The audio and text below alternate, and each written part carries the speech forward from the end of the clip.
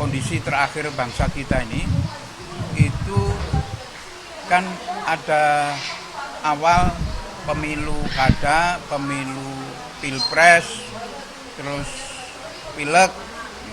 Nah di situ kan diinfokan bahwa ada yang ikut itu Gen Z lebih dari 40 sekian juta lah. Nah artinya potensi untuk maju satu negara itu kalau Gen Z-nya bagus, itu aja. Nah Indonesia kita ini menuju Indonesia Emas tahun 2045. Makanya dari start awal itu Mbak Sari cerita ke saya bahwa beliau mau buat film di awal, bahwa saya mau buat film di awal ini adalah film tentang Gen Z. Nah, Gen Z ini kan harus dapat perhatian khusus dari pemerintah, dari orang tua. Kalau Gen Z kita ini kacau, maka kacaulah satu negara. Karena ke depan ini yang bisa kita harapkan adalah Gen Z yang bagus, yang bisa meneruskan langkah-langkah yang sudah ditempuh oleh pendahulunya, sehingga negara kita ini jadi berhasil. Dan perlu kita ketahui bahwa Indonesia kita ini negara terkaya di dunia. Jadi saya ibaratkan seperti makanan lezat yang ada di atas meja, semua orang lihat, semua orang pengen ngambil makanan itu. Jadi negara kita ini ke depan pasti diserbu oleh orang-orang luar untuk ngambil kekayaan negara kita ini. Kalau Gen Z-nya nggak bagus, maka nanti bisa terjual negara ini. Jadi dari awal ini nanti mungkin seterusnya kita akan berkutat di sekitar situ, di sekitar Gen Z, film-film yang kita produksi, ya Mbak. Dan film ini juga saya dedikasikan juga untuk rakyat Indonesia dan untuk Kapolri Jenderal Listio Sigit yang dengan semboyannya presisi. Kita tahu bahwa survei Litbang Kompas itu menempatkan polisi menjadi institusi hukum paling tinggi persentasenya yang berhasil atau dicintai rakyat itu Polri. Sehingga kalau kita bisa membuat film yang bermutu tentang Gen Z ini, paling tidak sebagian besar dari kriminal yang terjadi di Indonesia bisa kita antisipasi kalau Gen Z kita bagus.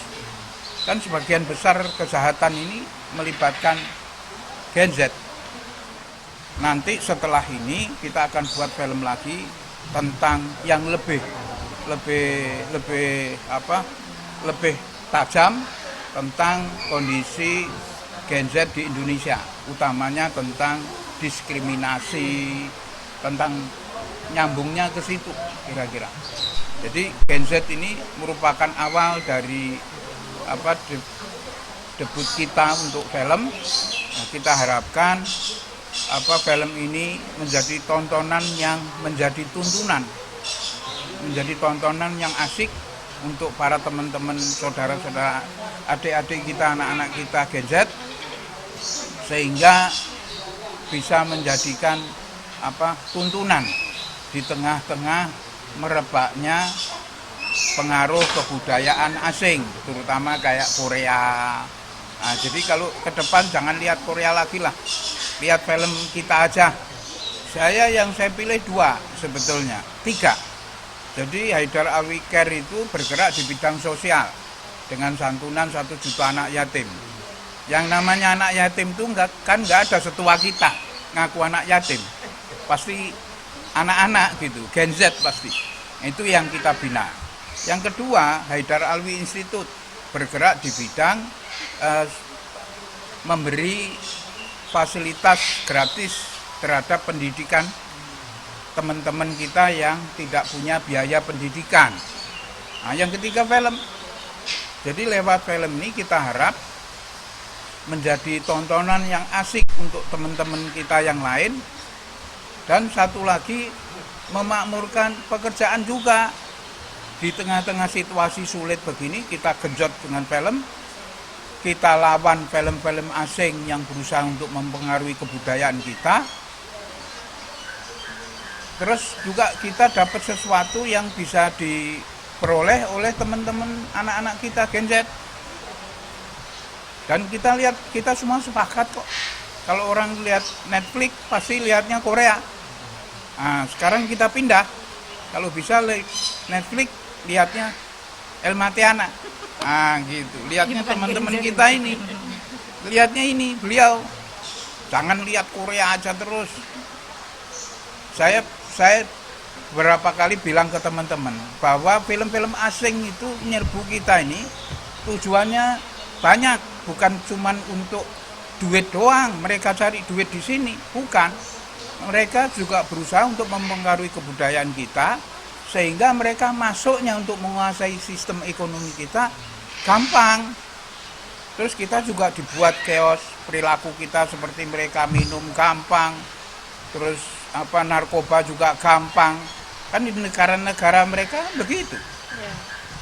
Nah, di sini kita usahakan di film ini kita anti narkoba, anti perbuatan-perbuatan kriminal, tertib semua. Namanya Gen Z, giliran sekolah ya sekolah, giliran main ya main, wajar aja. Kalau mau balapan ya balapan yang baik, kalau mau lomba juga lomba yang baik. Nah, itu yang kita tekankan di sini. Jangan niru asing. Jadi pesan yang akan kita sampaikan adalah pesan moral dari Gen Z untuk Gen Z. Nah, pesan moral itu yang harus nyampe ke semua Gen Z di Indonesia. Jadi saya berharap film ini ditonton oleh banyak orang. Saya tidak berharap bukan berarti terus sisi ekonomi yang saya perhatikan, enggak. Film ini kalau meledak, kalau bagus ditonton oleh banyak orang, maka hasilnya sudah kita anggarkan. Yang pertama 20% untuk santunan anak yatim, 20% untuk biaya anak-anak sekolah yang tidak mampu, 20% untuk biaya orang-orang yang mau berobat nggak punya duit. Nah, 20%-nya kita bagi-bagi dalam bentuk bonus, 20%-nya untuk amal syariah. Jadi saya insya Allah tidak akan menyentuh dari hasil yang dihasilkan dari usaha film ini, kecuali untuk pengembangan. Jadi untuk pengembangan kita butuh. Makanya saya berharap ke Elma, ke teman-teman yang lain, ayo main film ini secara profesional, secara baik, sehingga film ini layak ditonton, layak menjadi panutan, sehingga orang nunggu kapan lagi ini Mbak Elma main lagi di film yang serupa, yang merupakan kelanjutan dari film-film yang ada ini. Itu. Saya sudah berencana untuk membuat 5 film setelah ini. Salah satunya judulnya Butterfly, Lost Butterfly. Jadi menceritakan tentang sekilas sedikit aja. Lost Butterfly itu menceritakan tentang pribadi, ada seorang banci yang ingin operasi menjadi laki-laki, tapi banci keperempuanan ingin operasi menjadi perempuan seutuhnya. Itu saya ada novelnya, itu yang akan kita buat. Nah, dalam pandangan kita, negara harus hadir di sini. Si banci ini harus diteliti apakah dia hormonnya lebih banyak laki-lakinya atau perempuannya. Sehingga nanti yang operasi di film saya itu, yang mengoperasi itu negara. Tapi diteliti dengan tertib dulu, dengan ketat. Oh, ini walaupun kelaminnya laki-laki, tapi hormon perempuannya jauh lebih banyak. Sehingga negara berkewajiban untuk merubah. Negara itu dalam pandangan saya adalah perwakilan dari Tuhan. Berkewajiban untuk merubah kelamin mereka. Jangan dijadikan polemik. Ini pernah terjadi di Iran. Tahun 82 ada seorang banci laki-laki yang menjadi perempuan, dipersekusi oleh negara, oleh ini akhirnya dipanggil oleh Imam Khomeini. Imam Khomeini ngumpulin seluruh ahli tentang kelamin seluruh dunia, diteliti, oh ternyata ini lebih banyak perempuannya, dioperasi kalau nggak salah di Thailand, dibiayai oleh negara. Itu salah satunya maksud saya. Jadi terobosan-terobosan yang begitu itu yang akan kita buat ke depan. Dan banyak lagi masalah-masalah moral. Intinya kita pikir gitu aja. Ketimbang kita dibanjiri oleh film-film Korea, yuk ayo nonton film-film Indonesia yang mutunya bagus. Kalau Gen Z nggak kalah kita dengan Korea. Ini lihat nih orang-orang ini.